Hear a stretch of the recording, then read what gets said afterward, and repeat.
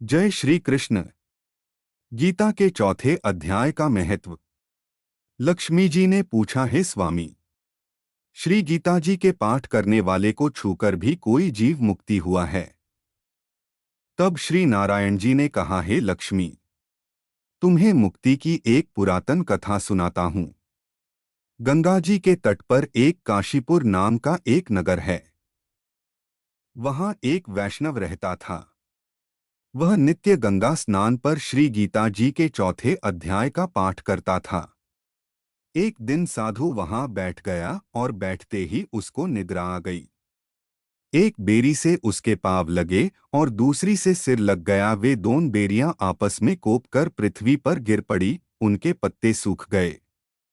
परमेश्वर की इच्छा से वह दोनों बेरियां ब्राह्मण के दो कन्याएं हुई। फिर ब्राह्मण के घर जन्म लेकर उन दोनों कन्याओं ने तपस्या करना आरंभ कर दिया। जब वे दोनों बड़ी हुई तब उनके माता पिता ने कहा, हे पुत्रियों, अब तुम्हारा विवाह करते हैं। तब उन्होंने माता पिता से कहा, हम विवाह नहीं करेंगे। उनको अपने पिछले जन्म की खबर थी। उन्होंने कहा, हमारी एक यही अभिलाषा है कि वह साधु हमें पुण्य दर्शन दें जिसके स्पर्श करने से हमें अधम देह से छुटकारा मिला, और यह देह मिली वह मिले तो बड़ा अच्छा हो।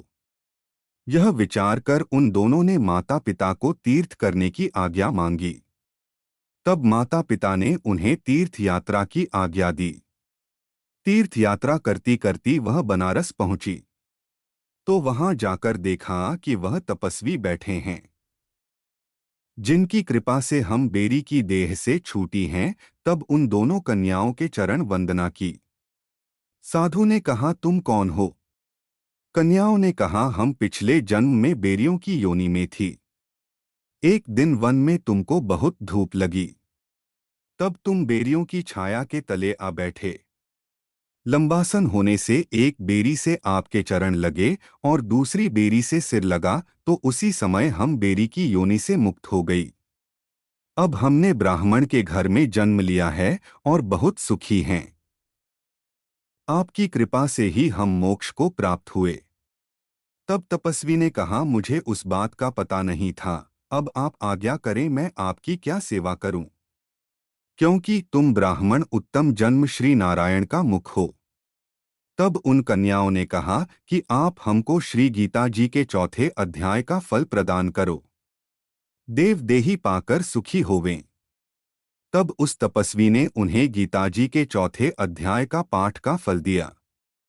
फल के देते ही आकाश से विमान आए। तब उन दोनों देवी देही पाकर बैकुंठ के गमन किया। श्री नारायण, हे लक्ष्मी, यह चौथे अध्याय का महात्म्य है। अगर आपको हमारा काम पसंद आया तो कृपया वीडियो को लाइक करें और चैनल को सब्सक्राइब करें।